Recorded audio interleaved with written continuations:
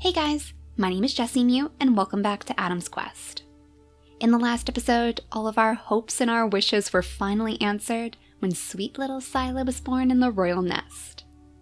She was the only one of her siblings to actually inherit the water body from her mother, so she's pretty special. She's kind of like our Oasis Princess, I guess. And I think it's pretty likely that she's going to take on those bluebird feathers too. I mean, if not just for her water body, she is pretty connected to Adam as well. She has the orange fur, the stripes, the home island gene, those poison fangs to top it all off. So she's kind of like the perfect marriage between the Sky Seekers and Adam's pride. She's the perfect one to showcase both of their ways kind of forming together. She's going to be all about exploration too, just like her independent mother. I'm thinking that she's probably going to want to go diving straight into this water as soon as possible. They have those distant, small islands to explore. And with the rough currents between them, I think this is something that even Eagle Eye would consider to be out of her league. She might be confident after hopping across this gap, but there's no way she could cross this water without taking damage. So she'll have to leave that to some more capable paws. But yeah, if our little baby is going to go diving into the water, you might want to give her your bluebird feathers soon, because unfortunately Dukta is just about to pass away. I'm sure he has been filling her mind with all sorts of stories from their ancestors. And stories from Solaris, too. I mean, she must feel pretty connected to our messenger of the gods, since he was the one who gave Splash his offerings. Without his getting involved, maybe Sila wouldn't even be here to take on the bluebird feathers. So maybe when she goes exploring with her mother, that's what she'll keep in her mind. Maybe she'll see if there's anything else out here that she can offer up to him, too. Just as a way of saying thanks.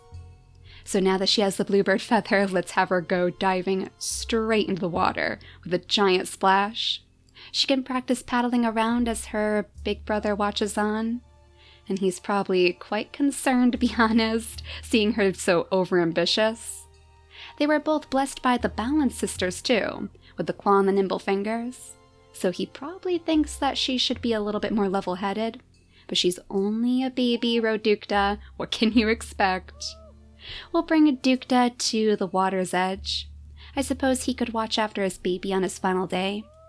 And that would give Rodukta time to go visit his twin, who's having a little bit of a dilemma at the moment. So Roke here has been acting as the gatekeeper for the Oasis. Creatures who want to cross this gap need to come to him first, because he'll be able to put a little bit of that purring magic on them, just in case they take some damage. Now, of course, the next creature in line is Sundew, but he has noticed that she is struggling a little bit. Her big body makes it so hard for her to get around, but she desperately wants to get to this big island in the middle, because she wants to follow Anthem's singing. She has all of those songs to share with him too. So I think he probably knows, despite how reluctant he is to do this. He knows that she's going to go no matter what, so we'll have him go ahead and purr for her too. I guess we could have the two twins both act as gatekeepers. I'm sure that Rodukta would want to help him anyway. Though we also have their eldest brother, Kirnuro, down here, who could possibly pass the word about healing to Tigray and his family. They need more healers in the Heartlands. Healers who can stay on the islands themselves, and Tigray would be perfect for the job. So I guess, now that his mate has passed away, maybe that would be the best way for him to spend his time. He doesn't really have very many days remaining on his lifespan, but I'm sure that he would be willing to give it a try. So let's have him pack up the nest, one very last gift from Messi, and then I guess all he can really do is come up here and start making the journey. And those crabbits again. I wonder if they might be passing messages to and from each other. Maybe that's how word is getting around our island. It seems awfully strange, especially now that Sila has gone in the water. That's when this crabbit has decided to leave. Maybe he's bringing news about the Oasis Princess to the other crabbits on the shore. But go ahead and try to crack open some of those coconuts for us. And it seems you've found our resident ghost. Well, Flytrap can at least clear out a bit of the grass, because I can't see him being too bothered by the crabbits. It would be pretty frustrating for him to take one down anyways if he didn't have somebody working with him. So we might have to find him somebody to team up with. And it doesn't really seem like there's too many individuals who would be good for the job, since so many of them are so young, and we already know that he's not too fond of children. Eagle Eye, too, seems to be on the same path. Like she's never really been interested in settling down. She's so duty-driven. She just wants to find more things for her tribe. Like she's always thinking about the tribe above herself. I wonder if deep down she might even think that she's not going to make a good mother, and that's why she wants to leave the nest making 2 other tribe mates. Well, if she's not going to make use of this home, then I know many, many other creatures would. Look at this. We have a permanent nest right underneath these 2 shady trees. So I mean, even if our creatures weren't very resistant to the heat, at least they would have the shade to survive underneath. We'll have to make sure that our creatures clear out this area for them, so it'll be nice and safe for our future babies. Now we just have Cherry left in the water. I guess it would be a good idea for her to circle around, maybe come back to Sila's side. We'll have her maybe clear out some of the grass, pick up the algae too. She could bring that back to the royal nest. And if she clears this out for her baby, it'll make for a pretty good place for her to rest if she needs a break from swimming. She is still quite young after all. So I think all that should be left is our knights, and they actually have to protect their territory too. It turns out we have a rogue male back here, though it looks as if we may have scared him away. I don't see him lurking in that grass, but I'm still a little bit nervous. If we scoot Starfruit over here, we need to make sure that we breed her quickly so that she's not left vulnerable. There we go, everything's fine so far. I'm glad that that worked on the first try. We have so many roots out here too. We have to get one of our creatures with the digging paws over here so they can help us out. I suppose we should probably have Starfruit start carving out a better pathway as well. More area for her baby to play. And then I think we should be all out of turns. All of the babies are very well protected by their parents, but Dukedom won't be here much longer. It's kind of sad that Sila didn't get the chance to know her father very well, but I know that she's going to keep all of his stories very close to her heart. And that bluebird feather too. We'll tuck that right in the middle, just like so many of her other ancestors.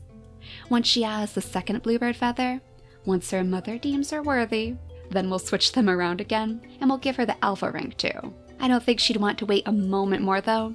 Let's have her go diving out after her mother. Oh, and there's so many fish out here. Those big swarms, so hopefully she can gather quite a few. Unfortunately, Cherry doesn't have a way to gather them easily. She could try, but she probably wouldn't succeed. So maybe you could chase them towards Sila? If we could somehow set her up on top of this little bar of land. Though it looks like she doesn't want to go up there at all. Are you trying to tell me something, little Oasis Princess? I think she would prefer to stay in the water. So let's have Cherry come over here instead. There you go, scattering the fish straight toward your daughter. You know, we haven't explored this area either, so maybe it would be a good idea for her to listen around with those big ears of hers. Just in case there's anything nefarious waiting off in the darkness. And it looks like that rogue male is still missing from your territory, so I guess that's good to see. In fact, before we go any further, let's swap these kids around. We'll have Foxtail go over here, and we'll have Starfruit set up right in the nest again. It's a bit of a bummer that there's no food for her to pick up, but that's where Lionclaw comes in. He is an expert at gathering feasts for his mate. If we bring him down here, he might even be able to knock down some more coconuts for us. I guess for now we'll just have him scoop this one up, and maybe eye up the shores a little bit looking for some shells. He knows his mate wouldn't be too happy if he went into the ocean again, but he can't resist. He has to at least check. If they're close enough to the beaches like this one over here, Gomesi could even reach in and grab this one. I know that she isn't very fond of the ocean still, but at least it gives her something to do. The poor thing is still waiting patiently for her mentor, though unfortunately she doesn't know that she's already passed. So she's going to be waiting for a very, very long time out here. I wonder if her kids may even sense that. Like, we know that these kids are much more connected to Mooneye and Crescent, so I wonder if she might even talk through them. Maybe in fact, since Sunstone is the one with the mask, he would feel it the most. So while he would probably like to follow his father as they go off toward the Heartlands, maybe he would start veering off quietly in this direction, and he would end up right next to Komesi. So he could provide her with a little bit of comfort, just like Moon Eye used to do for our elder creatures. So now Kirnuta perhaps could point Tiger Eye in the right direction. I do want him to stay here for a little while just to pick up the coconuts, so he might be a bit late in joining him. Though I suppose Tiger Eye does need a bit of a rest anyways. And is that Crabbit coming straight up to you again? I wonder if this is symbolizing his own love for the ocean. Maybe he wishes he had the water body too. He probably would have taken on the bluebird feathers if he did. So the Crabbits being so connected to him must have something to do with it. It must mean something more than we realized. I love to see the Crabbits looming over Messie's grave too.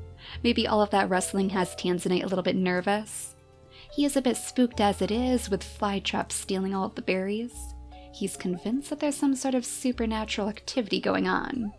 So if Tanzanite stumbles straight into him, I think he would be pretty much glued to his side, much to Flytrap's horror, of course. Like he really needs another kid slowing him down by clinging to his shadow. Now Sundew should be ready to set sail. She's going to be watched very, very carefully by the twins behind her. But as long as she jumps straight up to Tri-Solid Land... Oh my gosh, and you're calling the Clown Koi up to you too? Excellent, good to know that we have some over there. And she did make it safely right over to the nest, so she should be just fine here. I don't know if she has enough energy to really sing out and try to grab Anthem's attention. In fact, he might be a little bit too busy trying to clear out these nests. Eagle Eye, I'm sure, has instructed him to do so.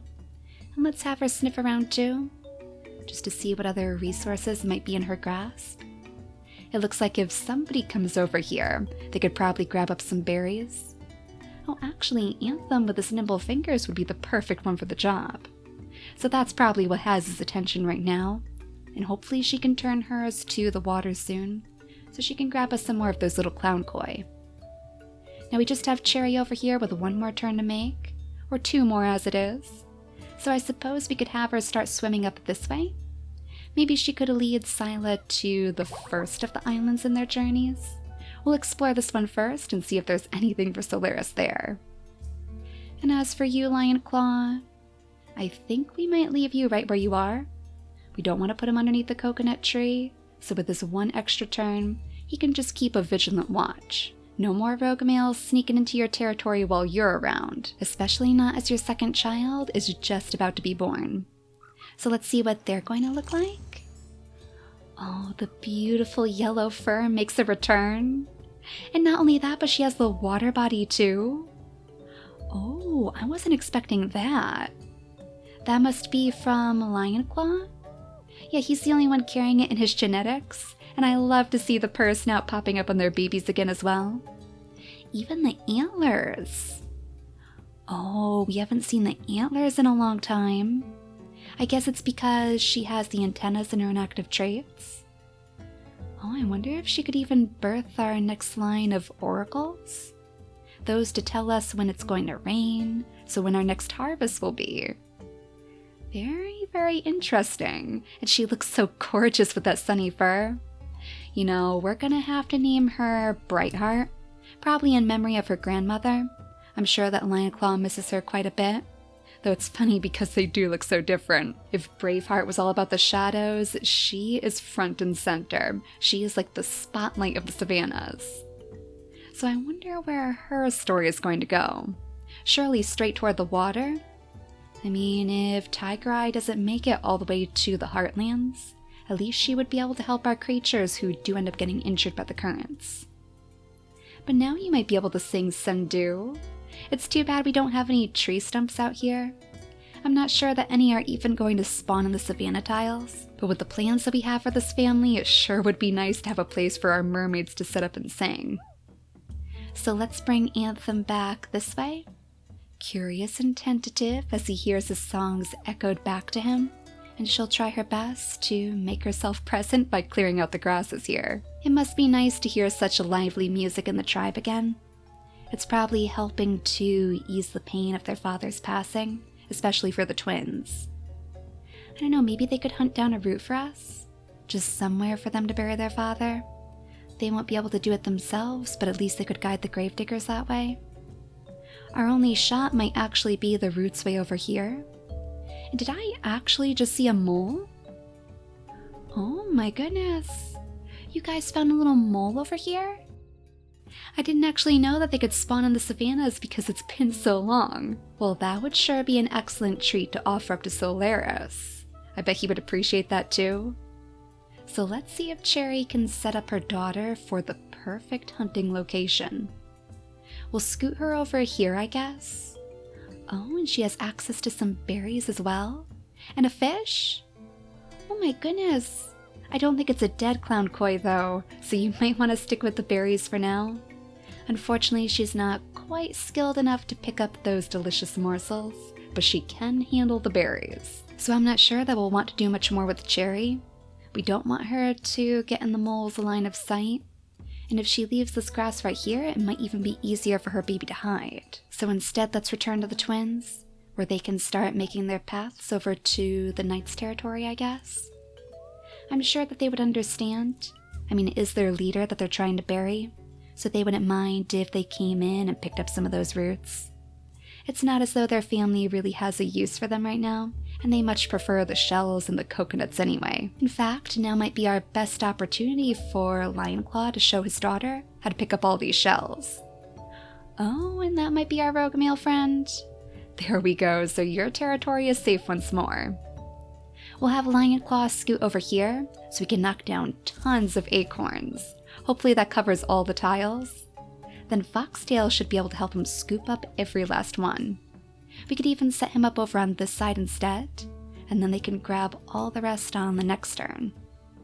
I did notice that he has one of those delicious shells just lingering on the surface. He might have to grab that too. Reach that big bear claw in, but just don't let Star see because you will worry her sick. Let's go ahead and scoot her behind the cactus for now. Maybe she could help by clearing out more of an area for the gravediggers. She knows their arrival is imminent, so she just wants to make it easier for them. Now, do you think there's any chance of Flytrap escaping this baby? I'm guessing probably not. Even though he has this crabbit to collect now, he's going to have to run pretty fast and far if he wants to evade Tanzanite. I mean, with his lean body, he can basically follow him anywhere. I guess for now, we'll set him up right underneath the shade. That way he'll be nice and comfortable. And as for you, Komesi, do you think maybe having Sunstone at her side would give her more confidence? That was kind of what Messi was helping instill in her anyways, so I think it would probably work. She could come down here into the water, cool off a little bit, grab some shells, say hello to the piranha, and she'll be at ease knowing that Sunstone is right behind her every step of the way. Let's have him try his best to dig up the worms, I suppose. I'm not surprised to see that it worked. It looks like he is a very, very skilled little gravedigger.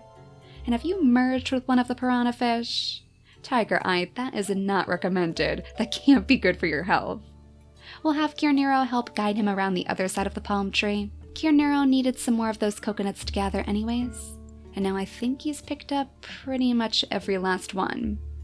Maybe it's even time for him to return to his family's side too. If we could find the perfect place to set up all of our offerings, he has plenty to give to Solaris now. Now the clown koi may have evaded Eagle Eye, but I do see some more fish by the shore, so let's have her settle down right next to the water's edge. If she sits over here, I mean, if those fish would only move. They are very, very smart if they know not to swim in her direction, but she'll find a way to get them somehow. Now I think we're going to want to go straight back to our mole first. That way we can take care of this once the day passes. We want to make sure that the mole isn't facing us. But I think I just heard a Berryina. Oh no, there's a Berryina back here with you, Kiernero?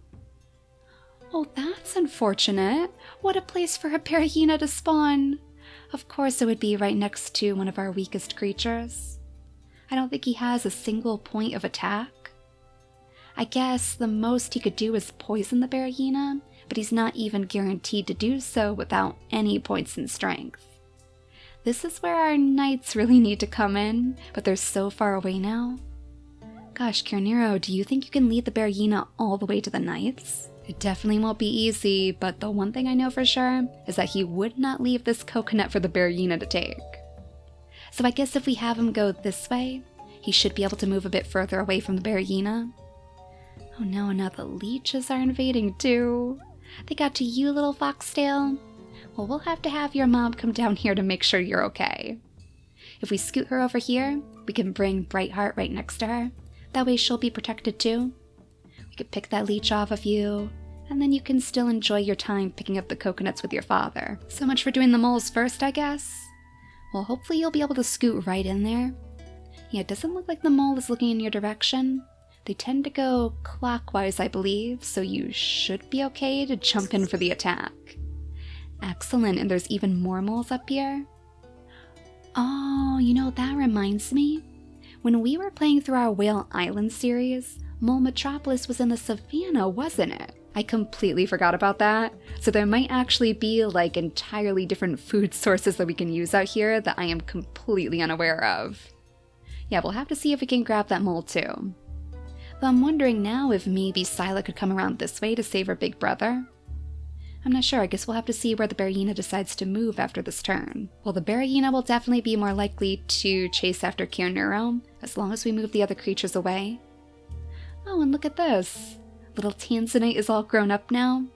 But somehow I don't think that Flytrap is really appeased. He's already considered this boy to be a nuisance, so he's not going to be too happy when he continues to follow.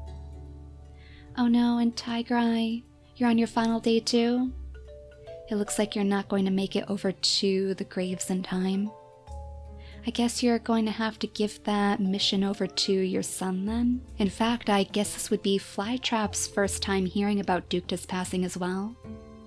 So even though he doesn't really want to hang around Tanzanite, he probably feels like he has to go in the same direction. He has to pay his respects to their old leader, especially because he gave him this opportunity. They came to the Oasis Island together on the ports. So as the twins go ahead and pick up all of the grass surrounding the graves, we'll have Tanzanite go ahead and dig that out. I believe we have one right here next to the nest, so at least Dukta's spirit will be right next to all of the babies too. I feel like that's a pretty good place for him. He would probably love to see all of these little feet pattering around the nest. I think he really did enjoy taking care of his kids. They may have been a bit of a handful. They may have been a little bit more than he could handle himself, but being a father really suited Dukta. And perhaps we'll be able to say the same for Anthem as well. I think now is a pretty good time for him to scoot over next to Sundew, so he can see what all the fuss is about. He's probably shocked that anybody remembered his old songs, especially as well as she does. And not to mention he's quite surprised that she managed to make it across the water. It was no easy feat with her big body. So let's not waste a second more. Let's set up their mutation menus so they can start our brand new line of mermaids. We will definitely put the tail fin into both of their mutation menus, right in that first slot. And then we're going to want to make sure that we can keep the water body in their genetics too. So that means Sundew is going to need that in her second slot. And as for Anthem, maybe it would be a good idea to give him the claw. The nimble fingers are great and all, but the fishing is the priority when they're on these tiny islands. So let's have him go ahead and breed with her. Hopefully their fertility isn't going to get in the way. And we'll set up this island for the newest family to join us in Adam's quest. I mean, the fish seem to think it's a good idea. It's like they're getting all the luck, Eagle Eye. I don't know, maybe she's going to have to find a different area to set up.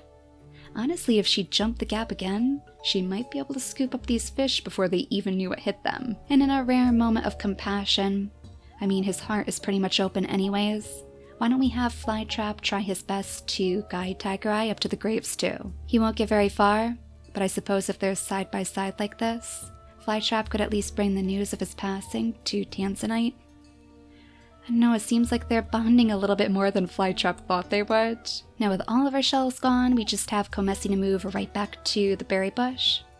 Oh no, it looks like we've already collected from that, okay. I guess she could come over here then. Though we don't want her to be too close to the Berryina.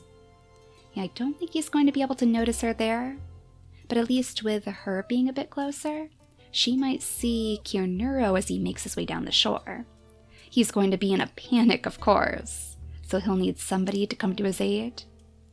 But now as we're ready to skip the day in one final time, let's see if we're going to have any luck with our water babies in the Oasis. Oh my gosh! Oh, look at this little Halloween baby! Aren't you perfect for the season? I have never seen such a gorgeous baby before, you guys. Oh my goodness. Poison fangs, water body, thank goodness for that too. But those giant black panda markings. Oh, he is the cutest little thing. We have to give him a Halloween sort of name. Let's name this little baby Spook. Like, I know it doesn't relate very much to the mermaids that we were hoping for, but I just can't resist. He looks like he is straight out of, like, a trick-or-treat bag or something. He is absolutely adorable. So in the next episode, hopefully we can populate this island more, and hopefully Eagle Eye can find her mission too. I wonder if seeing all of these new babies is going to change her mind any, or if she's going to discover, just like Flytrap, she's just as bad around kids as she feared. It's not as though she's had much experience with them, so I suppose it could go either way. But for now, thank you all so much for watching, and I'll see you all next time. Bye guys!